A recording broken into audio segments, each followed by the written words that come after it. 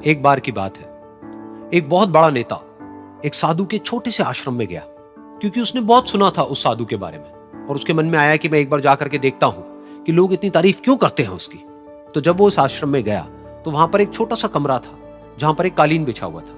वहां पर कुछ लोग बैठे हुए थे नीचे और साधु जी सामने बैठे हुए थे। कुछ सवाल जवाब चल रहा था। तो जैसे ही वो अंदर गया, वो अकेला नहीं था, उसके साथ में 4 बॉडीगार्ड्स भी थे और उसको ये आदत थी कि जहां पर भी वो जाता था लोग अपनी जगह से खड़े हो जाते थे, उसकी तरफ देखते थे, हाथ जोड़ते थे, अपना सर झुकाते थे। लेकिन यहां पर ऐसा कुछ भी नहीं हुआ। साधु ने उसकी तरफ देखा तक नहीं, क्योंकि वो साधु किसी के सवाल का जवाब दे रहे थे। लेकिन नेता को इस बात पे गुस्सा आ गया। नेता को लगा कि ये मेरी बेइज्जती है।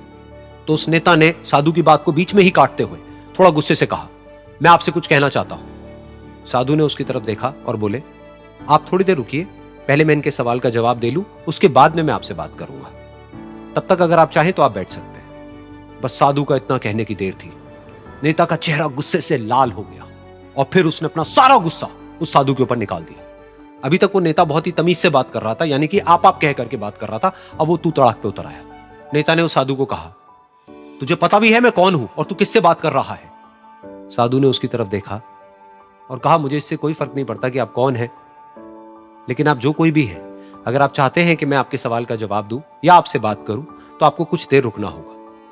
और साधु के ये कहते ही नेता गुस्से से पागल हो गया और वहीं सबके सामने चीखने चिल्लाने लग गया, अब मैं तुझे तेरी असली औकात दिखाऊंगा। तूने मुझसे पंगा लेकर के ठीक नहीं किया है। तुझे पता भी है मैं तेरे बारे में क्या सोचता हूं। साधु ने फिर से उसकी तरफ देखा और बड़े ही प्रेम से कहा कि मुझे इससे कोई फर्क नहीं पड़ता है कि आप मेरे बारे में क्या सोचते हैं। आप जो चाहे वो मेरे बारे में सोच सकते हैं। फिर उस नेता ने बोला कि तू चाहे सुनना चाहता है या नहीं, लेकिन मैं तुझे बताऊंगा यही सबके सामने कि मैं तेरे बारे में क्या सोचता हूं। तू एक बहुत ही घटिया इंसान है। तू कोई साधु नहीं है, तू एक ढोंगी है, पाखंडी है और यहां पर जितने भी लोग बैठे हैं उन सबको बेवकूफ बना रहा है। तेरा बस एक ही मकसद है कि इन लोगों की जेब में जितना भी पैसा है वो सब तेरे पास में आ जाए। तू अपने फायदे के लिए इन लोगों का इस्तेमाल कर रहा है और अब मैं तुझे नहीं छोड़ने वाला। तेरा पर्दाफाश करके रहूंगा पूरी दुनिया के सामने। लेकिन उसके इतना बोलने के बाद भी उस साधु के चेहरे पर हल्की सी मुस्कान बनी ही रही।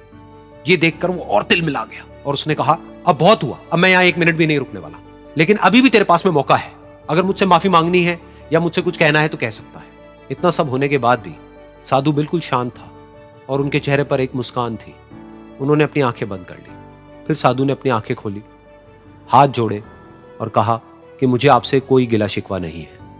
मेरे मन में आपके लिए कोई भी गलत ख्याल नहीं है। जो भी आपने मेरे बारे में कहा वो आपकी अपनी सोच थी। तो मुझे आप में कोई भी बुराई नजर नहीं आती है।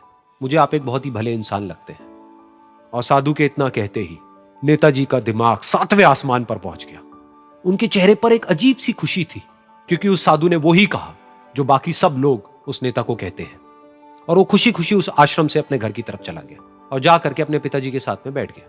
उसके पिताजी की आंखें बंद थी और वो ध्यान में थे। पूरी जिंदगी उन्होंने सिर्फ लोगों की सेवा करी और बदले में कुछ भी एक्सपेक्ट नहीं किया। तो थोड़ी देर बाद जब उन्होंने अपनी आंखें खोली और देखा अपने बेटे को अपने साथ बैठे हुए, तो उनके बेटे के चेहरे पर आज एक अजीब सी खुशी थी जो आज से पहले उन्होंने कभी नहीं देखी थी। फिर उसने एक एक करके सब कुछ बताया कि आज क्या हुआ, किस तरह से वो आश्रम गया, वहां पर क्या हुआ, उसने क्या कहा, उन्होंने क्या कहा।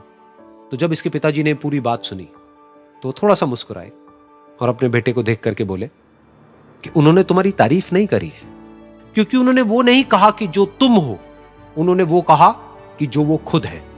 और तुमने जो भी कुछ उनको कहा वो नहीं कहा कि जो वो है, बल्कि तुमने वो कहा जो तुम खुद हो। यही बात वेदों में भी कही गई है, यथा दृष्टि तथा सृष्टि। ये दुनिया तुम्हें वैसी नहीं दिखती है जैसी कि ये दुनिया है। ये दुनिया तुम्हें वैसी दिखती है जैसे तुम खुद हो। जिसकी नजर जैसी है उसके लिए ये दुनिया वैसी ही है।